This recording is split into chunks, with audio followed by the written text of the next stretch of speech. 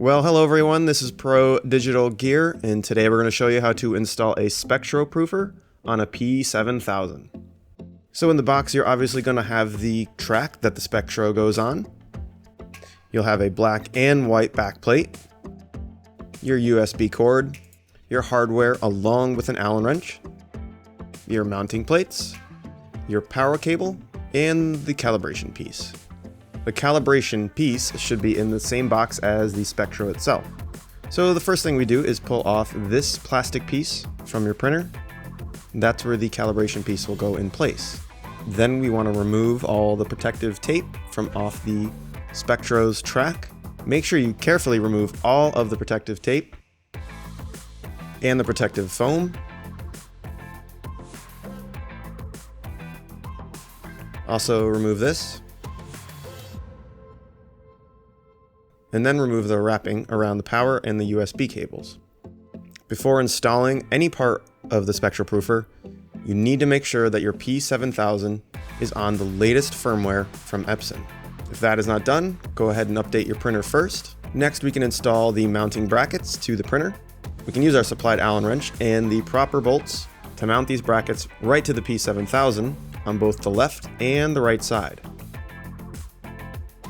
Next, let's go ahead and open our box and pull out the spectro. In the directions, it doesn't mention that on this version for the P7000 that you need to plug in an adapter cable for the power, and that it needs to wind in the back of the spectro like this. It looks like Xrite made some modifications to this version that goes on the P7000, but it doesn't mention to install the cable in the actual directions. So make sure that the adapter is plugged in to the spectro and that the cable winds through the back of it like this. We could slide our Xrite into the carriage and then plug in the cables into the Xrite. This is how it should look.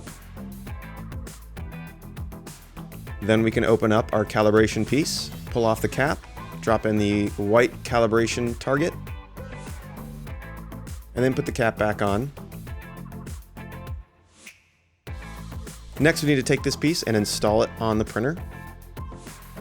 And then we need to choose whether we want to use the white backing plate or the black. In this case, we're going to install the white. Make sure this plate is correctly installed on both ends.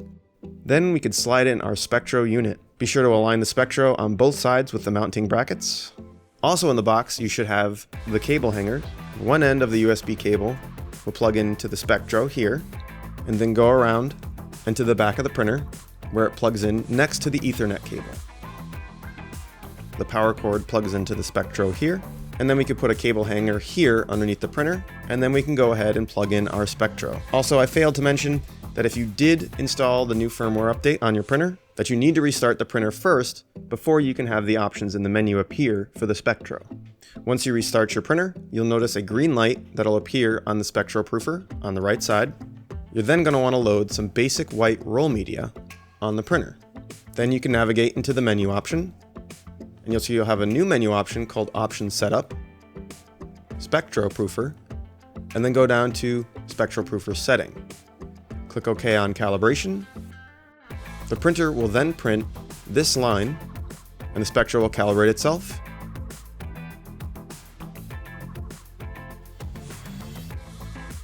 Once that's complete, we're going to want to make sure that the spectro calibrated properly. And to do that, we go into our menu, go back down to Option Setup, Spectral Proofer, Spectral Proofer Status, and all the way down to Backing Color. It should show the color of the backplate that you decided to use, whether it was black or white. In this case, we chose white, so our spectro is properly calibrated. Okay, hope this was helpful to you. If you have any questions, please give the knowledgeable staff at Pro Digital Gear a call, 1-888-459-1482, or feel free to email us and check out our new website, prodigitalgear.com. Thanks for watching.